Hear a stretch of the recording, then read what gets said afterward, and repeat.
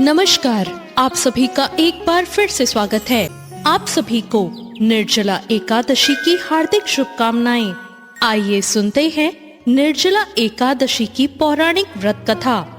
पौराणिक कथाओं के अनुसार महाभारत के संदर्भ में निर्जला एकादशी की कथा मिलती है, जो इस प्रकार है। एक बार हुआ यूं कि सभी पांडवों को धर्म, अर्थ, काम और मोक्ष प्राप्ति के लिए महर्षि वेदव्यास ने एकादशी व्रत का संकल्प करवाया। अब माता कुंती और द्रौपदी सहित सभी एकादशी का व्रत रखने लगे, लेकिन भीम खाना खाने के मामले में काफी प्रसिद्ध थे और उन्हें बहुत भूख लगा करती थी।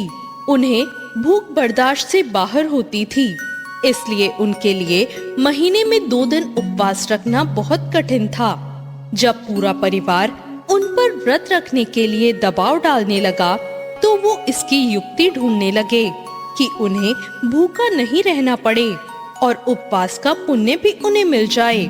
अब उधर पर आई इस विपत्ति का समाधान भी उन्होंने महर्षि वेदव्यास से ही जाना। भीमसेन वेदव्यास जी से बोले, परम बुद्धिमान पितामह, मेरी उत्तम बात को सुनिए। राजा युधिष्ठिर, माता कुंती, द्रौपदी, अर्जुन, नकुल और सहदेव ये सभी एकादशी को कभी भोजन नहीं करते और मुझसे भी हमेशा यही करने को कहते हैं कि भीमसेन, तुम भी एकादशी को ना खाया करो।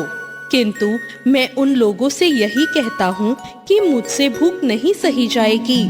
भीमसेन की बात सुनकर व्यास जी ने कहा, यदि तुम्हें स्वर्गलोक की प्राप्ति अभिष्ट है और नरक को तुम दूषित समझते हो, तो दोनों पक्षों की एकादशियों को भोजन मत किया करो।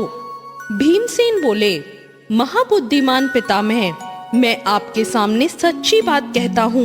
एक बार भोजन करके भी मुझसे व्रत नहीं किया जा सकता, फिर उपवास करके तो मैं कैसे रह सकता हूँ। मेरे उदर में व्रत नामक अग्नि सदा प्रज्वलित रहती है, अतः जब मैं बहुत अधिक खाता हूँ तभी ये शांत होती है।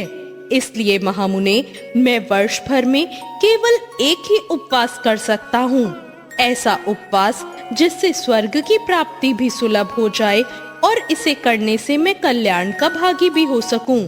ऐसा कोई एक व्रत निश्चय ही करके मुझे बताइए, मैं उसका यथोचित रूप से पालन करूंगा। व्यास जी बोले, भीम, ज्येष्ठ मास में सूर्य वृष राशि पर हो या मिथुन राशि पर शुक्ल पक्ष में जो एकादशी हो, उसका यतन पूर्वक निर्जल व्रत करो। केवल कुल्ला या आचमन करके मुख में जल डाल सकते हो।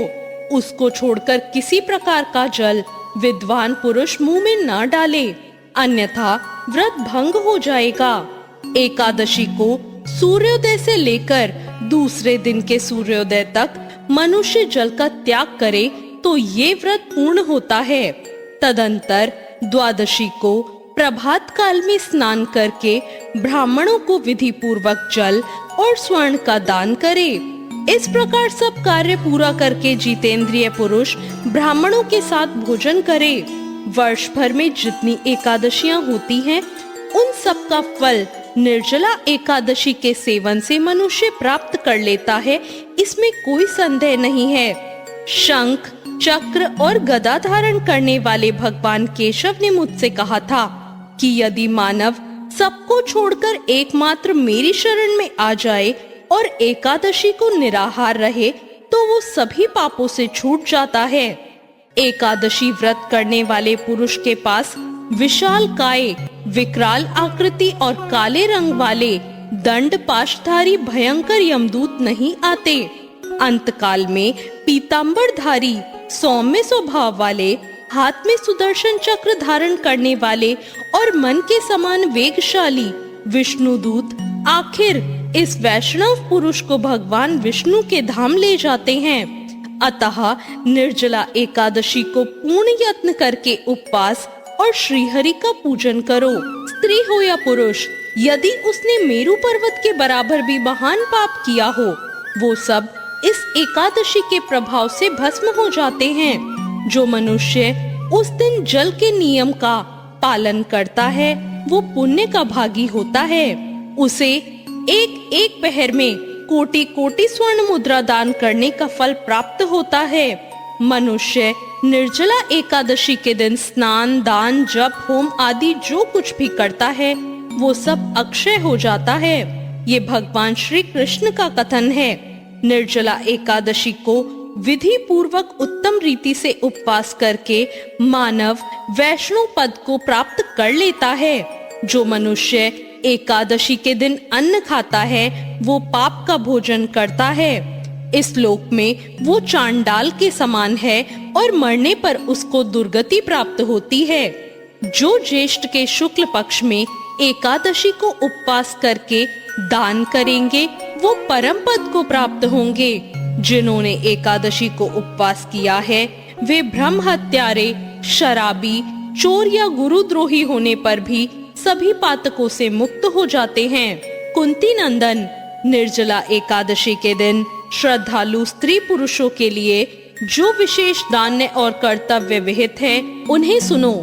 उस दिन जल में शयन करने वाले भगवान विष्णु का पूजन और जलमयी धेनु का दान करना चाहिए अथवा प्रत्यक्ष धेनु या घृतमयी धेनु का दान करना उचित है।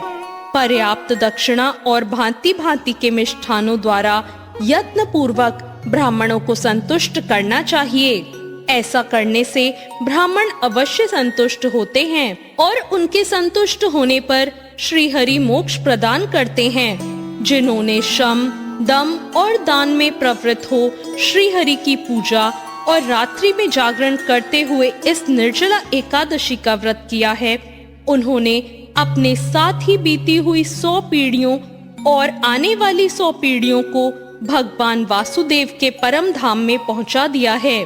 निर्जला एकादशी के दिन अन्न, वस्त्र, गौ, जल, शैया, सुंदर आसन, कमंडलू तथा छाता दान करना चाहिए। जो श्रेष्ठ तथा सुपात्र ब्राह्मणों को जूता दान करता है वो सोने के विमान पर बैठकर स्वर्ग लोक में प्रतिष्ठित होता है। जो इस एकादशी की महिमा को भक्ति पूर्वक सुनता या उसका वर्णन करता है वो भी स्वर्गलोक में जाता है। चतुर्दशी युक्त अमावस्या को सूर्य ग्रहण के समय श्राद्ध करके मनुष्य जिस फल को प्राप्त करता है वही फल इसके श्रवण से भी प्राप्त होता है। पहले दंत धावन करके ये नियम लेना चाहिए कि मैं भगवान केशव की प्रसन्नता के लिए एकादशी को निराहार रहकर आचमन के सिवा दूसरे जल का भी त्याग करूंगा। द्वादशी को देवेश्वर भगवान विष्णु का पूजन करना चाहिए।